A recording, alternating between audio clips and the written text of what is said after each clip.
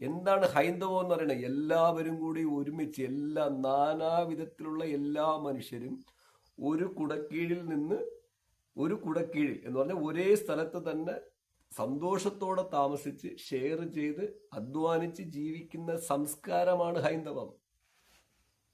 No Hindu, അത് പിന്നീട് വന്ന വാക്ക്. ആ സംസ്കാരത്തിലാണ് നമ്മൾ ജീവിക്കുന്നത്.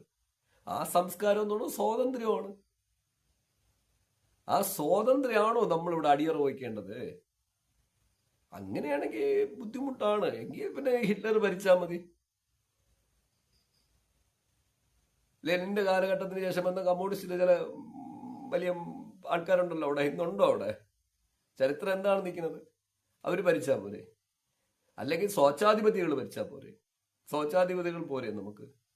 അങ്ങനെയല്ല ഭായി. ഹൈന്ദവം എന്ന് പറയുന്നതിന്റെ അർത്ഥം മനസ്സിലാക്കൂ നിങ്ങൾ.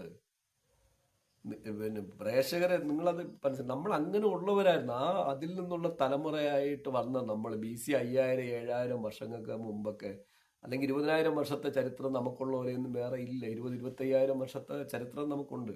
അങ്ങനെയാണ് ഈ ക്ഷേത്രങ്ങളൊക്കെ വളരെ പഴയ കാലത്ത് നിന്ന്. അന്നൊന്നും അവിടെ ആരും വർണ്ണവിഭജനത്തോടോ ജാതിയുടെ പേരിലോ മാറ്റി നിർത്തിയിരുന്നില്ല.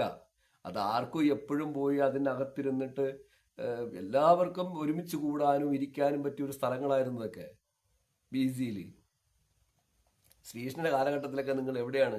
നിങ്ങൾ നോക്കിയേ, BC-യിലൊക്കെ ശ്രീകൃഷ്ണന്റെ കാലഘട്ടത്തിലൊക്കെ എവിടെയാണ് ഈ ക്ഷേത്രങ്ങൾ ആൾക്കാരെ കയറ്റാതിരിക്കാനോ മറ്റൊന്നൊക്കെയും സംഭവിച്ചിരുന്നത്? ജാതിയുടെ പേരിൽ വർണ്ണവേദത്തിനെ മാറ്റി നിർത്തിയിരുന്നത്.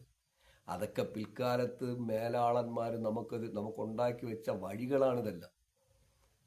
എൻ്റെ ഭായി, ഹൈന്ദവ സംസ്കാരമാണ് നമ്മൾ അതിലുള്ളതാണ്. ഞാനൊരു ഹൈന്ദവനാണ് എന്ന് ഞാൻ അഭിമാനത്തോടെയാണ് പറയണം. എൻ്റെ രാജ്യത്തിലെ 150 പേര് 150 കോടി ജനവും ഹൈന്ദവരാണ്. ഞങ്ങൾ സംസ്കാരത്തോടെ ജീവിക്കുന്നു. ഇവിടെ എല്ലാ മനുഷ്യരും ജീവിക്കും.